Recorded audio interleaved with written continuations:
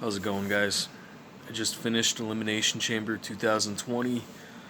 I'm a little upset with this pay-per-view, but you know what? Let's go over the good things first, and then I'll go over the things that kind of made me mad. We'll start off really good. I thought this pay-per-view was gonna be awesome.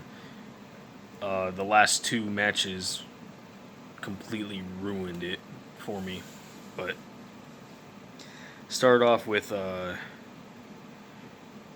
had the pre-show match, Viking Raiders going up against Kurt Hawkins and Zack Ryder, and that was okay. It was a little bit of a surprise to see Kurt Hawkins and Zack Ryder because they kind of show up too often. They might on the main event show, but I don't really watch that. So yeah, it was nice to see them. Viking Raiders, of course, I love the Viking Raiders, so Viking Raiders won. It was a decent match. Kurt Hawkins and Zack Ryder even had some, it was an actual match. They weren't just there and they didn't get squashed. It was a real match, so that was nice. And then another match that I didn't know was going on. The first match of the actual pay-per-view was Daniel Bryan going up against Drew Gulak, which they've been feuding a little bit. Not a whole lot of people know who Drew Gulak is, but this dude is, he's a top class technical wrestler, and that match was awesome. That match set the standard for the whole show. I thought, it was the match was very technical. Obviously, Daniel Bryan could bend your body in a million different ways. Drew Gulak is like that too. They were very evenly matched, and it was a great match. It was a top quality match. I absolutely loved it. That match could have been the main event to any show. It was great. I really hope their feud is not done, because I would like to see. I'd like to see them go at it again. Of course, Daniel Bryan ended up winning, but I really hope that people seeing Drew Gulak, I hope that opened their eyes to how good of a wrestler he actually is. All right, let's go up the list here. The United States Championship match, Andrade retained. So, it was it was a good match that they had. It was kind of odd at the end. They almost made it seem like he did not win the match clean because he was grabbing the tights of Humberto Carrillo at the end when he was trying to pin his shoulders down. And I get it. They were trying to make it look like, oh, well, he didn't win clean, but we still wanted him to win. I mean, come on. It was pretty much a clean win. Who cares if he's grabbing the tights a little bit? I know that's illegal to do, but the way he grabbed the tights, it almost legitimately looked like it was an accident. He wasn't really using his tights as leverage to pin him. So, I don't know. To me, I would consider it a clean win, even though technically it wasn't. All right. We had the Raw Tag Team Championship match, Street Profits versus Seth Rollins and Buddy Murphy. Street Profits retained. The match was... It's another one that was really solid, but, I don't think it needed to be on the show. Of course, Kevin Owens came out, interrupted the match a little bit. Sorry, guys, I'm really tired. But that match just didn't really need to even be on the show. But I still enjoyed it for what it was. No disqualification match with AJ Styles and Aleister Black. Ugh. This match was awesome, just like I thought it was going to be. And you know what? I appreciate this match more than I can even explain. Mostly because even though it was a no disqualification match, it was still a wrestling match. They didn't shove the stipulation in your face. It was a well balanced wrestling match, back and forth. the whole time. These guys are pretty equally matched, and they didn't overuse the tables or chairs or anything like that. But they did show, like, hey, it's no disqualification. We can do what we want, but we're still pretty much going one-on-one in a wrestling match. Of course, Carl Anderson and Luke Gallows interrupted at one point, and you got that gong, and Undertaker came in and helped Aleister Black out. I didn't mind that. Some people might not like that.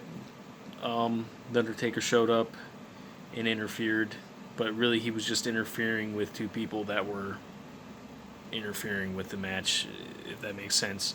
And I think they're trying to set up for a rivalry or a match at WrestleMania with The Undertaker and AJ Styles. So, yeah, it makes sense that they had him go there. Aleister Black won that. What else do we got? Smackdown Tag Team Championship match in the Elimination Chamber. Holy shit. That match was awesome. It's another one where, usually I'm not somebody that likes it when a match is nothing, but when they try to make a match too epic, I don't really like that generally, because I just feel like it's one big spot after another big spot after another big spot. But you know what? They did that in this match, but it all flowed very well. It seemed like all the spots that they were going to, all the big moves and moments and, what's going to be highlights of the match, it was all very seamless and just felt natural. It was really good. Very well done by everybody. The Miz and John Morrison retained, which I figured they would. They continued telling the story with Heavy Machinery, which was awesome. You had Otis trying to go at it with Dolph Ziggler, and at one point, Otis just broke through the wall of the chamber and was on the outside, and then you see Tucker just get mad, and he points at Dolph Ziggler, he's like, you, and he goes and he starts throwing these guys like they're ragdolls everywhere. It's great. Of course, they end up pinning him, but it's such a great moment for Heavy Machinery. I was not expecting to like that match as much as I did. I absolutely loved it. Alright. Well, and I guess I'll talk about one of those big spots too. So, you got, I think it was Lince Dorado from the top of the chamber was swinging and did like this backflip off the top of the chamber. Oh my god, it was awesome. This is one of the best spots I've seen in a long time. And like I said, it was just so natural. It didn't look like they were wrestling just to get to the next spot. It genuinely looked like each spot was legitimate. All right, let's get to the bad. Braun Strowman handicap match. These last two matches of the pay-per-view are the ones that I hated. So they just put this Intercontinental Championship on Braun Strowman, the monster among men, somebody that you think is going to have a lengthy title run, somebody that is portrayed as near unstoppable. He's only had the title for a little while. Really, this is his first defense, I think. Yeah. And they took the title off of him and gave it to Sami Zayn. What? Are you kidding me? I'm laughing, but I really don't think it's funny. And it's not one of those, oh my god.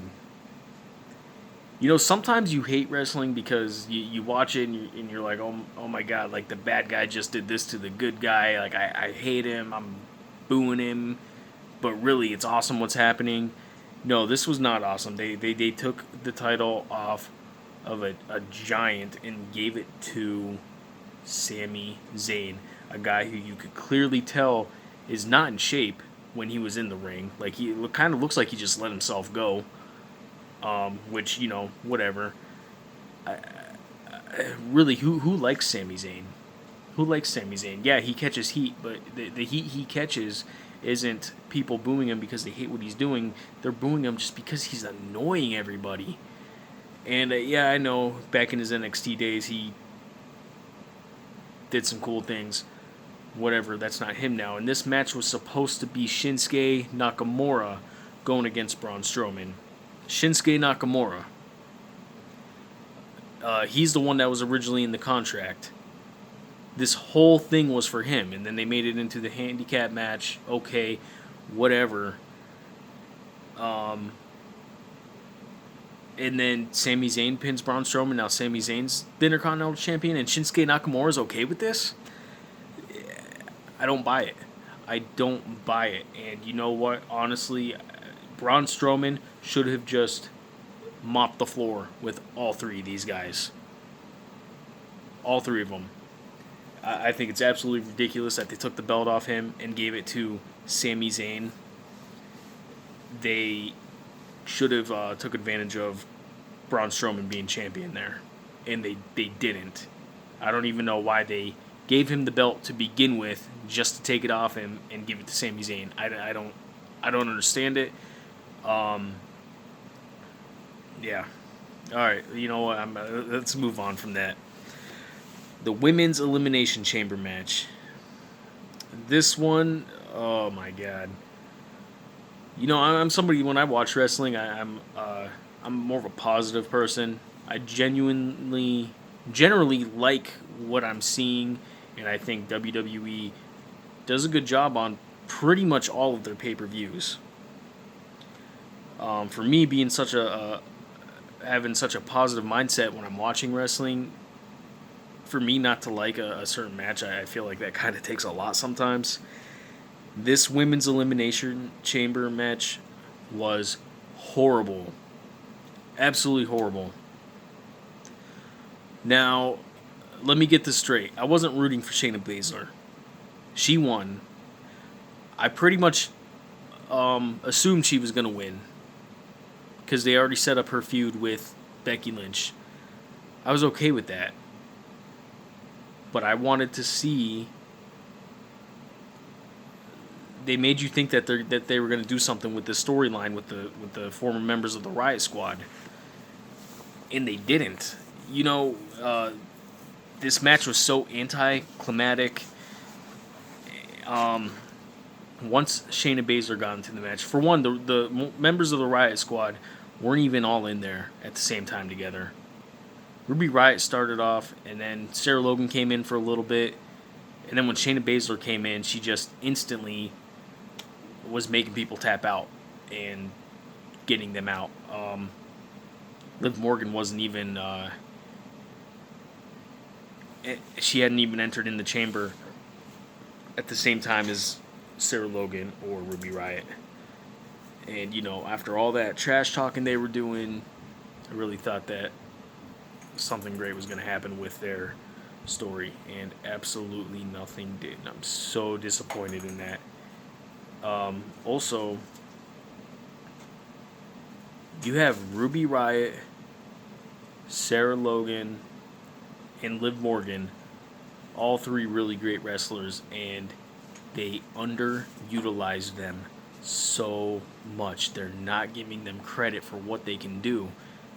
Instead, they just made them look so weak compared to Shayna Baszler. And I'm not saying Shayna Baszler is bad, but I mean, come on. You guys not see what you have in Ruby Riott, Sarah Logan, and Liv Morgan? These girls are awesome, and you're just like, you completely wasted an opportunity to shine the spotlight on them a little bit. I know that Shayna Baszler was going to win,